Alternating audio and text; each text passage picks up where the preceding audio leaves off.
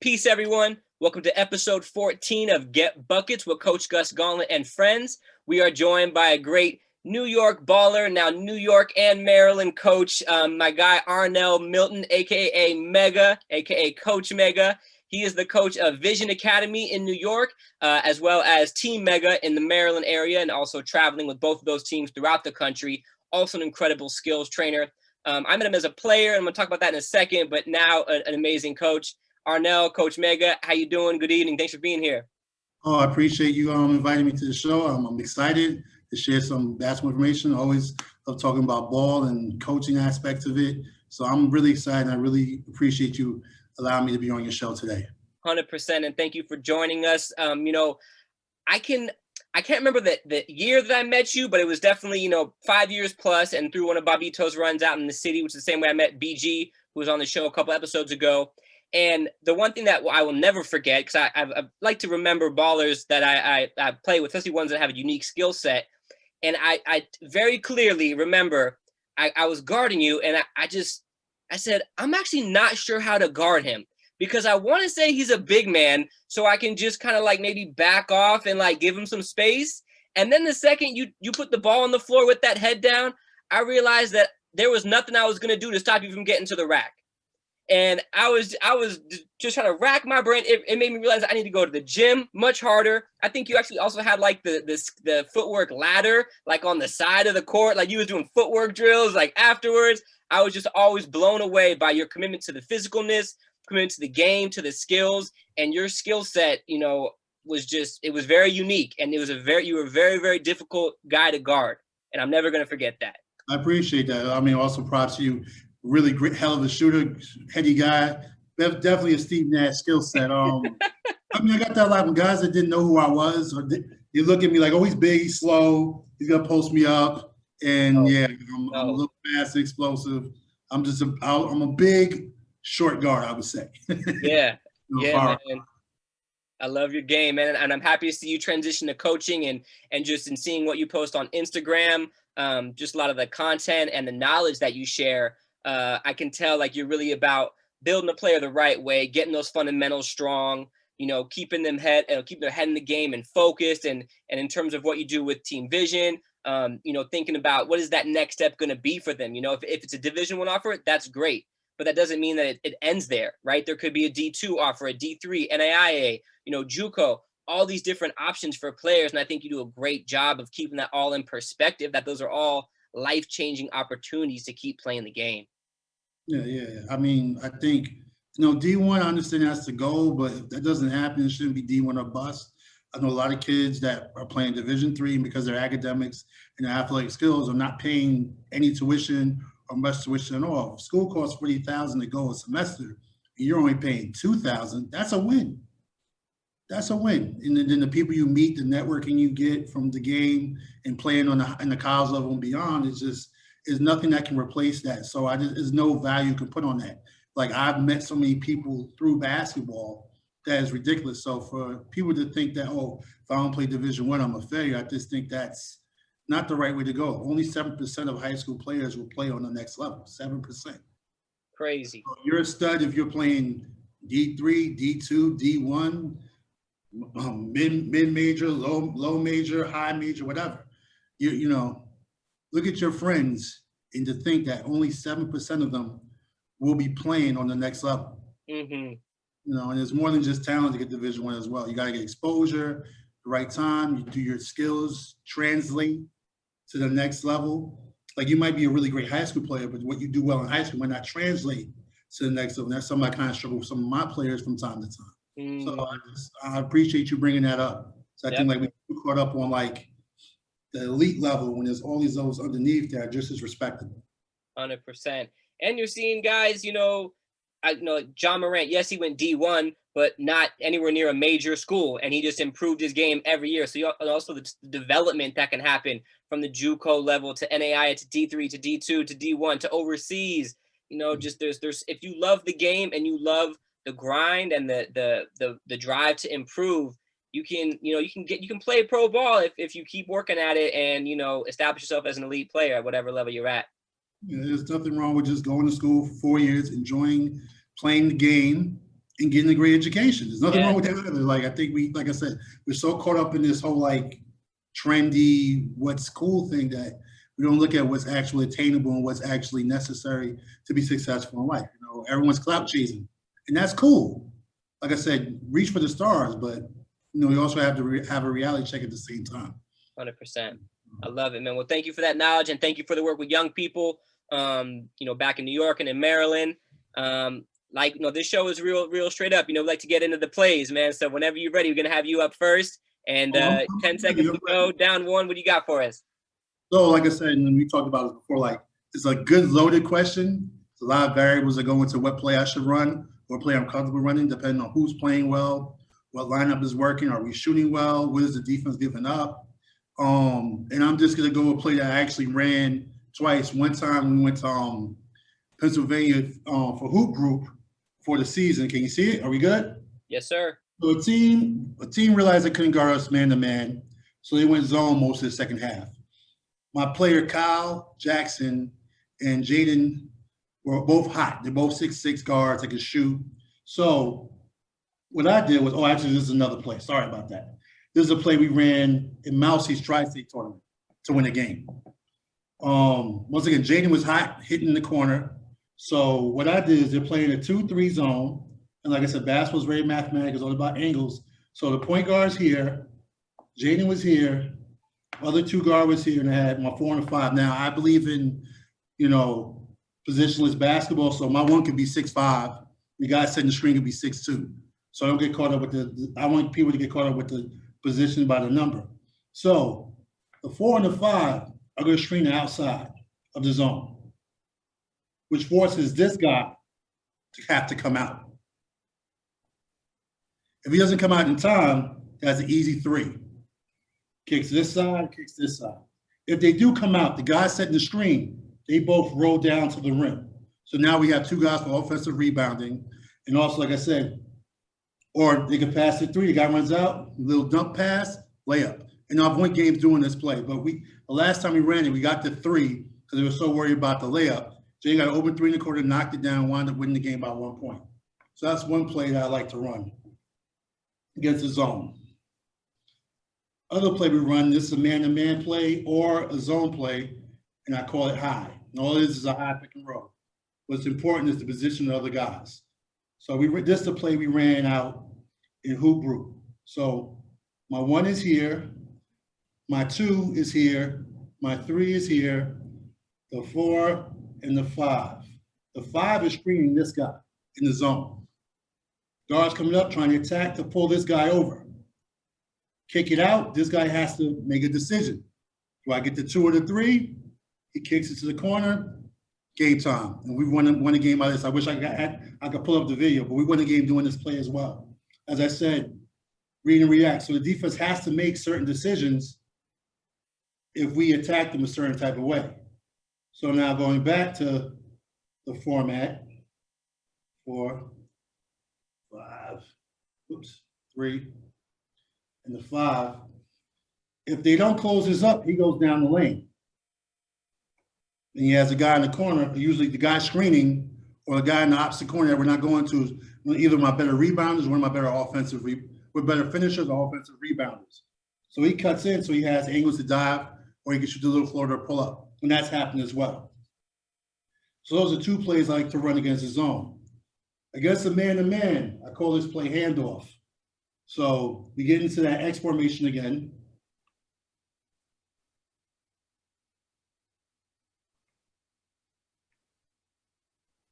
He dribbles the ball to him, handoff. He comes up off of it.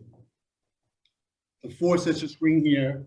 He down screens for the 5. Like I said, I have interchangeable pieces, so my 5 can shoot. The 1 dives, the 5 pops out.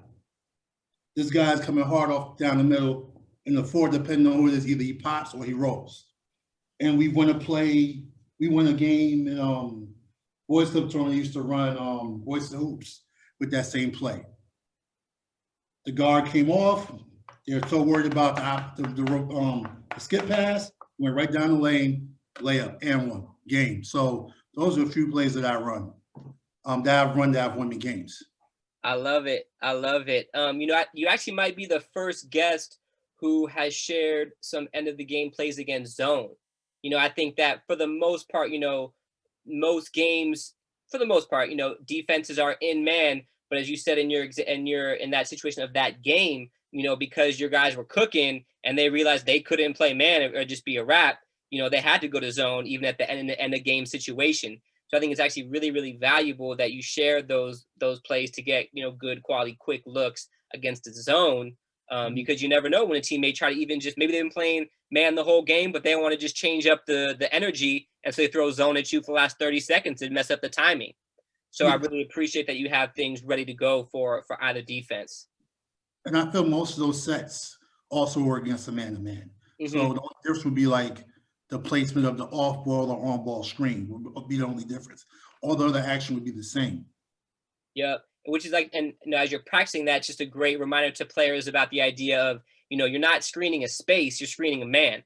So, if normally against a zone, the man is usually right there, maybe just above the elbow, and the man, he may be a few feet away from that. So you need to find that man and set that screen at the same angle, so you're still creating that space for the person coming off of it.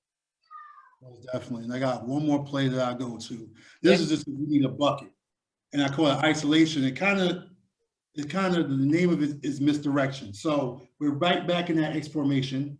So I'll just put numbers out to make it simple for everybody. 3, the 4, and the 5. So when I call ISO's always, I'll say who it's for.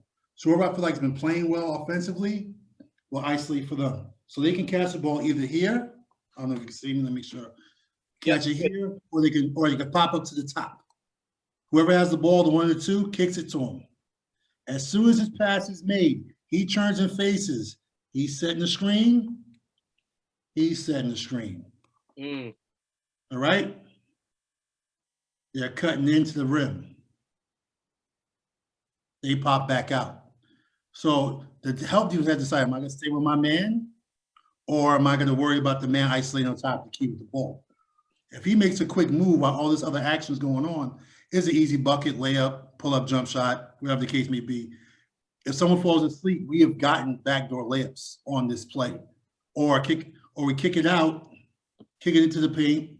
They help out, kick out to the corner, to the wing, wide open 3. If we miss, we're in position offensive rebound because we already have the defense in the help position. So that's another play.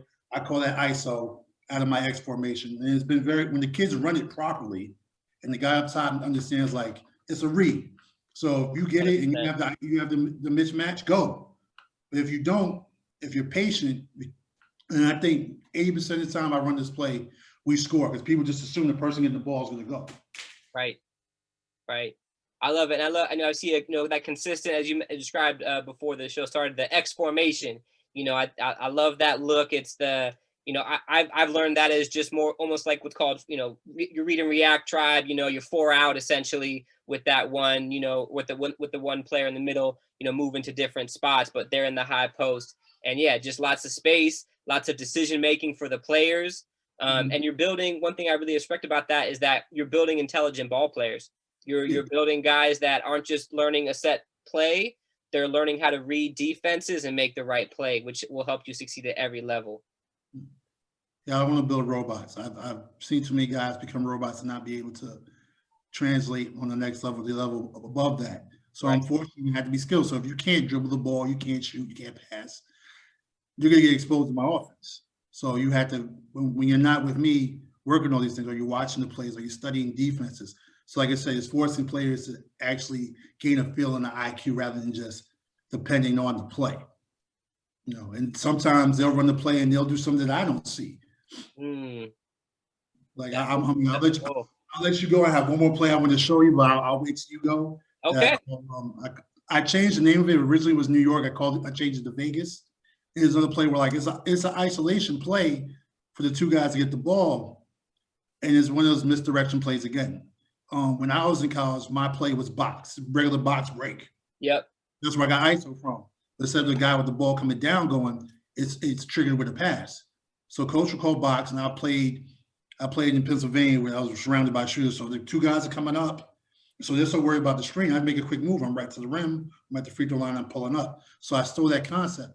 if we have action on both sides to keep the help defense occupied, the guy with the ball has a quick isolation. If he can make a quick move, that's the problem. If you have the James Harden, it's not going to work. It has to be a quick, direct move. Got you. I love it. Well, why don't you go first, man? You share it up. Go ahead. Do your thing. Oh, cool. Yep.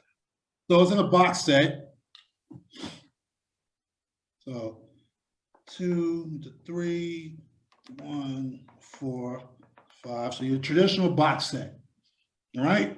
The point guard triggers the ball by which side he goes to, or I'll tell him, depending on, like I said, who's playing well, who's shooting well, where to go. Or sometimes I'll tell him I might have someone else who's really good off the dribble. I'll tell him on the play, but keep it. So you're dribbling to his side. This triggers the play. So this guy will be getting the ball. So he's coming up from an elevator screen. Mm-hmm. These two guys close up. So when the one's here, if he can make a quick move by his guy, there's nobody here. Because the 3's up here. The 2, if he's popped to the corner. So look at the spacing. You have a direct line to the rim. But you have, like I said, once again, you have to make a quick direct move. You can't be playing with the ball. Quick crossover in and out, Derrick Rose, hesitation, switch, whatever. John Morant move, something quick, one move, get by him to the rim. Nothing there, kick it here. Right? So she's be open for the 3. As he came up the elevator screen. The 5 immediately screens away for the 2 to come up, and he pops to the corner. The 4 goes to this corner. So now the 5, let me open this up. So the 3's here, the 2's here, the 5's here, the 4 and the 1 is here after all that motion. So you have a what? Quick isolation right down the middle. That's quick. Then depending on the matchups here, if they switch, the 4 can sit in the post and get a drop down, or the 5, depending on if we get a switch. Yeah.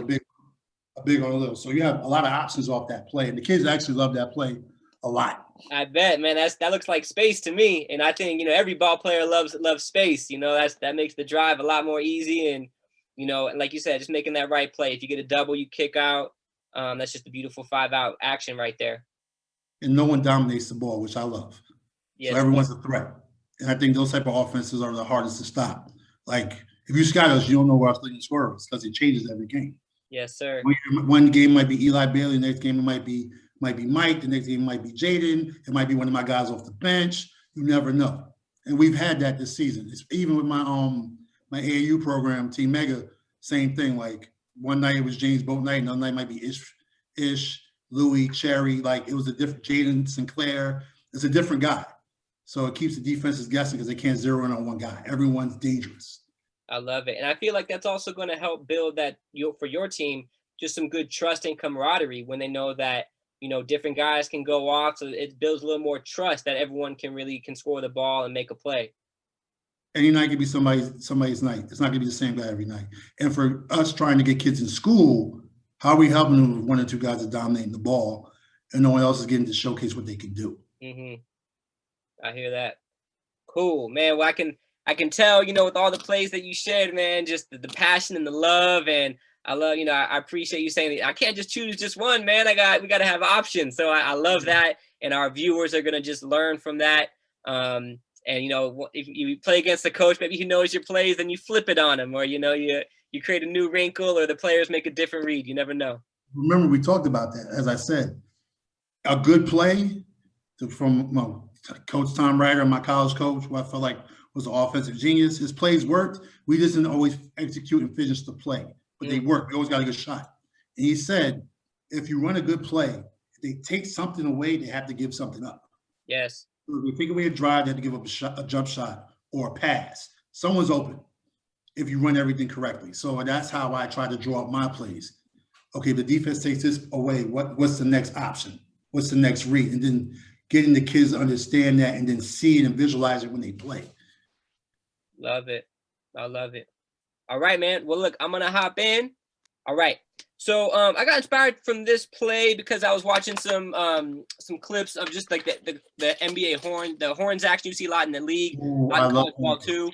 And obviously there's so many variations of horns that you can run in different options. And just, speaking of space, I wanted to throw in a wrinkle that I hadn't seen. Maybe it exists, but I hadn't seen it yet, of how to run horns to create some space on one of the sides of the floor. So the other alteration I'm making is that in most of the clips that I saw in horns, your standard set was, your 1 was usually on top with the 5 and the 4 at the elbows, and then usually your 2 and the 3 in the corners. That was in terms of positioning. So what I want to do first, actually, I just want to flip that up and actually want to have the 2 starting with the rock. I want to put the 1 at the elbow. I want to put the 3 here in the corner, and then we'll have the 4 here. And as you said, depending on your team personnel, these number positions can vary of how big the player actually is or how good of a shooter they are. But if it was a standard set with position, with guys playing their position from a traditional sense. So the first look on horns, is that high post entry. So here we're going to have 2 go to the 1, and the 1's going to step up a little bit just to create a little space, make sure that's an easy pass. So the 1's coming here. As that's happening, I want that 4 to come up, setting that flare. Normally in the horns action, the 2 is usually coming off that flare off the weak side. So I'm actually want to give them options. So along with that 4 coming up, we have the 5 coming up, setting that traditional flare screen in horns. And while this is happening, the 3, just to create some movement, is clearing out and filling there in the 4. So now what we have here is the 2 has an option to go off either flare screen. So we can look at it both ways. To start, I'm going to look at my preferred way in terms of creating space for the next action. So the 2, actually, I want to come off of this 4 of the screen from the 4. So they're going to come off here. And obviously, if he's open, probably find a little more space here. If he's open there, that's great. And they can take that, we can get that shot, and that's great. And the reason I like having the 1 catch the ball here is, in a traditional sense, 1's going to be the best passer, and they're going to make that right. They're going to make a good pass there if it's open. So if it's not, just continue on the next action. The 5 is up here setting that flare. At that point, it's just high pick and roll with a lot of space. So that 5 sets that screen or potential screen for the 2. The 2 doesn't take it. It goes off the 4 screen. So the 5 then comes down and sets the screen here, and we got the 1 coming off of it. Iverson curl. Exactly. Well, with the ball. Yep. So they're coming off. 1 has the ball here. If their pass isn't there for the 2, they're keeping the ball, and they're coming off that high screen and roll with the 5. And because the 3 is cleared out, we try to clear out this entire half. Try to clear out this entire half of the court. So now, just like classic pick and roll stuff, if there's space, the 1 is taking it all the way to the rack, and if not, then that 5 is rolling. So that's the first look. If the 2 doesn't make that doesn't take that 5 flare screen and goes off the floor. And then in your traditional horns action the other way, 2 passes the ball to the 1, 5 comes up, sets that flare screen, 2's coming off of it, and then the same thing. 4 is still coming up, 3 is still clearing out, so the 3 is gone, 4 is gone. Yeah, and there's no help coverage when that guy comes off that screen. 100%. So if we get that flare pass out here to the 2 on the wing, then you got options. If the space is there, you got a lot of space to attack going to the rack there. And then if maybe they want to do another ball screen action, you could just send that 5 right back over there and do a high pick and roll here, and then just attack and have the 1 pop up top just as another shooter up top. So those are the looks. Call it horns option. I do my primary look, my primary preference would be the 2 coming off the 4 this way, so that the 1 and the 5 could be here, and then have this whole side to work on. Yeah, that's what I got. I like that. I have a horns variation too. Horns is just a good setup for the spacing of it. Yes. I do it sometimes where I have the 2 guys setting the screen come up a little higher, and sometimes you just throw it right to the 3 or to the 2 because it's lifted up so high. There's no backside help. Right. Actually, next to some previous coaches that we've had, I have a faint memory of BG actually even had a play starting off in some horns action with some different looks on that. And a lot of coaches I've been interviewing here in California at the high school level have also really liked that 1-4 high. So instead of having that 2 and the 3 in the corner, they'll even bring them up free throw line extended just to create that space behind the free throw line. A lot of backdoor, a lot of lob action, things like that to create that space. And what I do, when the guard comes off the 2 screens, the 4 sets a screen upscreen for the 5 so he can roll to the rim. Yes. So it's just a good formation to have. And I think formations are more important actually to play sometimes It's Yeah. just guys being in space, so guys have room to operate and keep the defense on their heels. So that's a great play. I like that play. Thank you, man. I appreciate that. Appreciate that. I like the one in the 4 spot. That's a different. Yes. Once I started playing in the rec leagues, as a point guard, I like to get low, get with the big sometimes. So I was like, how can I put that one in positions that I'm not being used to? And also, a defender who's guarding the one, they're not really used to playing, on the back of the one at the high post. They're used to just being in space, being able to freely move defensive slides. But when you put that one in the high post, that defender better be well versed in guarding the high post, or else they're going to get cooked. Yeah, and another thing is, and I understand my kids that watch so much NBA ball doesn't understand this. Every guy is a 25-point scorer or better, except for maybe Harden. They eat at the foul line extended. They eat at the elbows. So, that's where you want to get the ball. And I think guys in my offense realize that. So it went from no one wanting to go to the high post to now they kind of fight each other to go to the high post or the corner, because that's where you get to score. Yeah.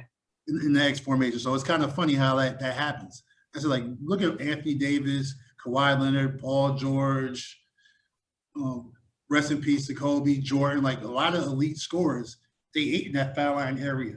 Major. Getting it off the dribble or catching it, turning it face.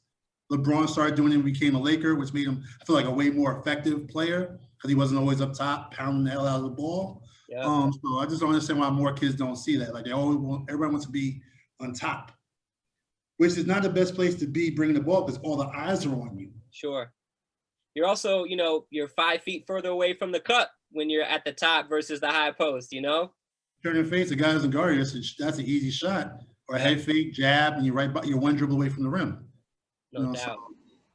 No doubt. All right. Well, to wrap up every episode, I always like to ask each guest, just an unscripted question about coaching. So I guess for you, what I know you as a player first and foremost. That's when I met you first. And I know that was such a unique, powerful skill set. What elements of your game as a player do you feel like you have transitioned and translated into your coaching?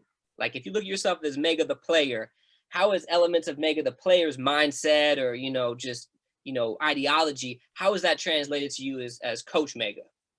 Well, I felt like my game, the only thing limited in my game was my height. I feel like I had a skill set to play every position. I always say like I was a small forward in a point guard's body. So being versatile was always important to me. And I think because I've won on multiple levels, playing different roles, I can really understand the player. And because I had a very good work ethic, I felt like I was a gym rat. I understand what it takes to get better. And I wasn't one of these guys that I was blessed with a whole lot of talent. I always kind of playing catch up, because I started by the rim because I was athletic and strong, and I had to become a point guard later on in high school to college. So like I always was kind of catching up. So I had to put a lot of work into my game. I feel like the guys like in my class, Andre Barris, Omar Cooks, Slake Browns, I would always kind of get up to catch up to them, and boom, I catch up to them. So I was always playing, even BG, because BG always was a natural point guard. When I played with him, I played off the ball. So like working on my ball handling and my shooting and knowing what you need to do to get better at those things, I think helped me as a coach, as a trainer. Like I said, I played on teams where I played off the ball and ran off screens and all I did was catch and shoot. I played on teams where I dominated the ball and I was LeBron to James Harden. I was passing and scoring. I played on teams where I just played defense and was an energy guy. And I've won doing those roles. So I can relate to every player. So that relatability and that work ethic allows me to really help me be a coach. The only issue I think I struggled with was I just assumed that kids know certain things or taught certain things. And that's something I think I really struggled with my first 3 or 4 years of coaching. Like I'll get first, like, how do you not know this? How do you not understand? Because we see things that they don't see and we don't understand why they don't see them. My wife's like, you understand that you're at a point, coaches like you guys have been putting a lot of time in, have high IQs as players. You're kind of like a basketball savant. So you see things that other people just don't see and they're not going to see it. So you have to find a way to help them see it, guide them through. Yes. And that's an issue. It's a weakness I had as a coach. It's like, how do you not understand? Like, why are you not in a help position? How do you not see that guy open? How do you not know to do this move? Like, and that also comes from, I was a guy that I wish we did in high school. One thing I think that really helped jump my game, and I know kind of all over the place a little bit, was watching film. I think watching film increases your IQ and your feel tremendously. I don't think enough kids take take enough advantage of that, especially now with all the technology where they can actually have footage of their game. Absolutely. I would kill to have some of my college, high school footage. I would kill. Absolutely. I think they're just so caught up in like, I want to just put a clip up on social media for likes rather than let me really look at what I'm doing right and what I'm doing wrong and make sure I'm doing more wrong than right. Word. Well, it's great to have you, as that coach that can help them, find that path. I think the best coaches and the best teachers, you're not giving the young people the answers. The goal is to try to help them figure it out for themselves, but I can see that you model it with your actions, with the way that you coach and the knowledge that you're sharing. I think you're doing great things, and I'm really excited for you and your players. I know you help them a lot on the court and off the court, which I think is the greatest accolade that a coach can ever receive, is when they know that they're really improving their players' lives beyond the game. Because we know that one injury or one crazy life circumstance, that game could be gone in a second, but life is still there. So I appreciate you really focusing on increasing the players' just self-worth and ability to be successful on and off the court. Is a beautiful thing. Appreciate that. Thank you. Definitely. Coach Mega, I really, really appreciate your time. Much love to you. Have a good winter out there on the East Coast, man. And I definitely will be keeping up with you and your squads on Instagram. And good luck to you, Coach. Thank you. Thank you for having me once again. Appreciate it. This was a lot of fun. No doubt. This is something that I think basketball culture needs. I really respect you saying that, man. All right. You have a great night, bro. Peace. You too.